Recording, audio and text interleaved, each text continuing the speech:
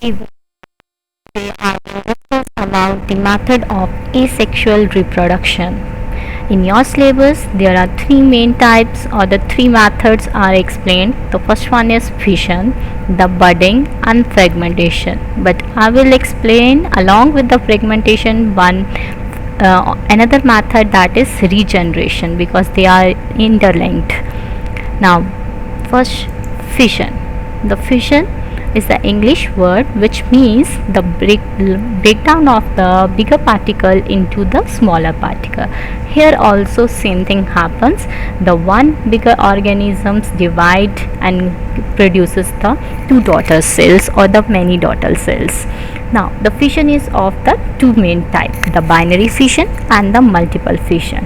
Binary fission, bi, the word bi stands for the two. Always remind this, the word bi stands for the two. So in this process of the fission, the parent organisms resulting into the formation of the two daughter organisms or the two new cells.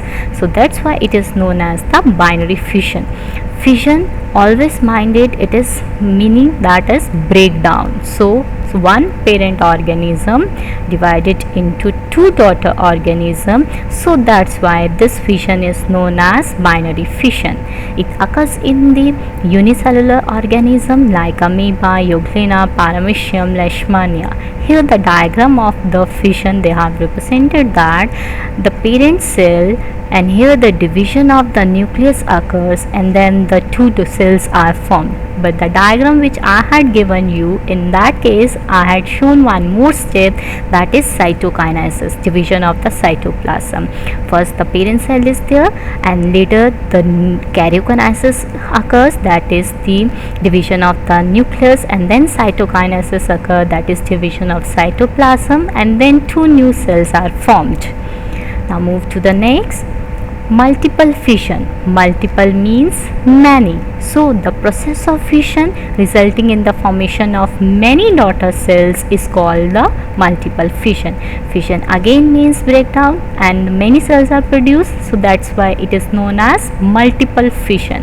It also occurs in amoeba and plasmodium. I hope you know what is the plasmodium. The organism which causes the malaria is known as the plasmodium. The amoeba, how it occurs, this is the parent cells, and during the unfavorable condition in the outside temperature, if the temperature is not suitable or the environment is not suitable for the organism to divide, they form a one layer around itself, and this layer is known as the cyst. It is written here, the cyst. This layer helps in the protection, and what happens in this amoeba cells divide inside the cells, inside the cyst. Once the favorable condition occurs, the cyst break itself and all the amoeba releases and live as independently as a new individual. Now next, the budding. The budding occurs in the hydra and the yeast. Here what happens, a small outgrowth appears on the body of the organism or the parent. So this outgrowth is known as the bud. So a bud grows on the parent body, and the nourishment, everything is provided by the parent to the bud. The growth appears continuously, and once the parent feel that now this bud can grow independently, it detaches the bud from its body, and now the new bud or the new hydra arises. This process is known as the budding. Here also the yeast.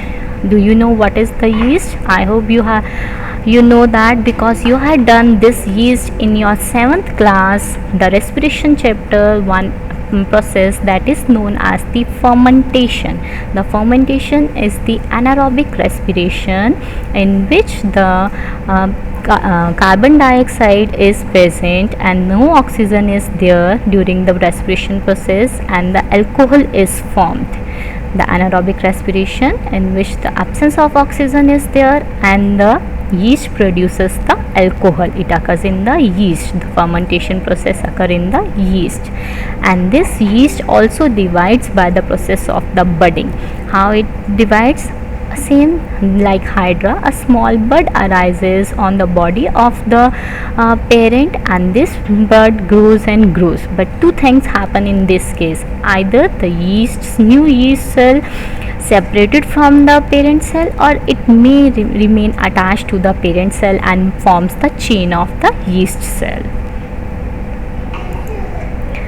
Third process is the fragmentation. The word fragmentation is understood from its meaning, that is break down into the fragments or parts.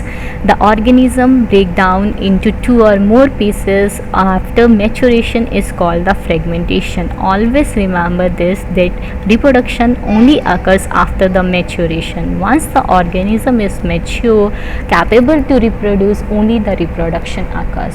So the fragmentation occurs in the spirogyra. Here what happens? This is the parent spirogyra, and then it divides into the two main fragments, and these fragments will live independently as a new individual. Another process which I would like to share with you is the regeneration. The regeneration, why it is interlinked with the fragmentation? First, understand the meaning of regeneration. The regeneration is the ability to form a new organism from the body parts. Cut or broken parts generates a new organism. For example, hydra, planarians and the starfish. What happens in this case? For example, this is the parent planaria. Its body is fragmented. Now see, the body is fragmented into the three main parts or the fragments. See, one is the head part, another is the middle piece, and a third one is the tail part. Now what happens in this case? In fragmentation, what happens? The fragments live as a independent individual. But in this case, what happens? A head part which is fragmented, or one fragment, the head part will regenerate its middle piece and the tail part.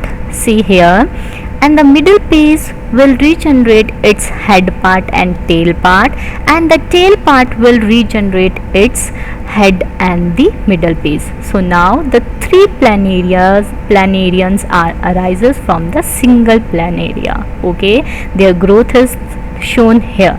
Same case with the hydra also, regeneration. Suppose if the parent body is cut it into any plane, the horizontally or the vertically, what happens? The upper part will form the lower part, regenerate, and the lower will make a upper part. Okay, in animals you have seen that the tail of the fish, tail of the lizard. Okay, in that case also the regeneration occur.